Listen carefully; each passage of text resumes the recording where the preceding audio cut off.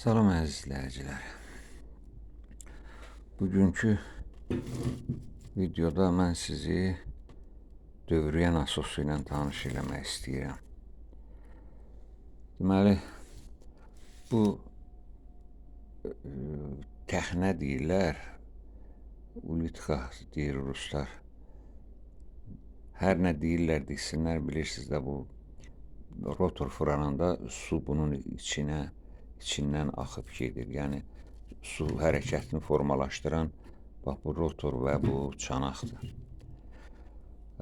Rotor yerindən çıxır. Belə çıxır bu cürə. Görürsünüz, germetikdir. Çünki onun ətrafında su olur. Həm soyudur motoru, həm də yağlama funksiyasını yerinə yetirir. Bunun içi statordur. Bildik.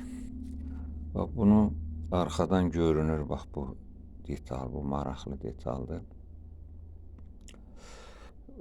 İçində bəzən hava qalır, mövsümün əvvəlində onu açıb havasını almağa ehtiyac olur bir çox kombilərdə.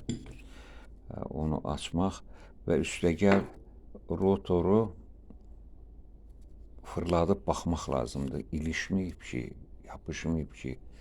Bax, rotorunda bax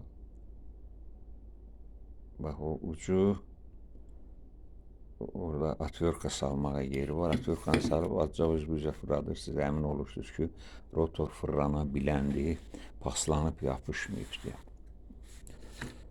Bu hissə üstə bağlanır. Bax, bu kondensator.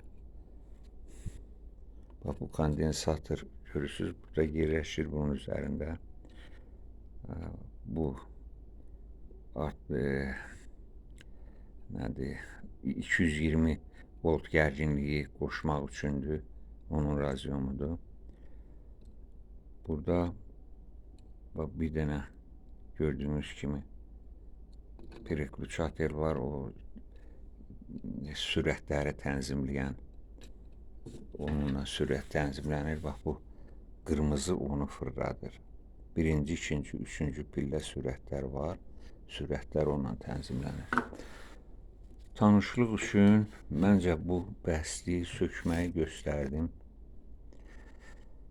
Yoxlamaq nədir? Yoxlamaq sadəcə bax, bu konstruksiyalı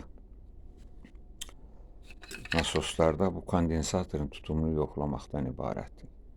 Vəssalam. Gələn videoda daha ətraflı söhbət eləyəcəm. Sağ olun.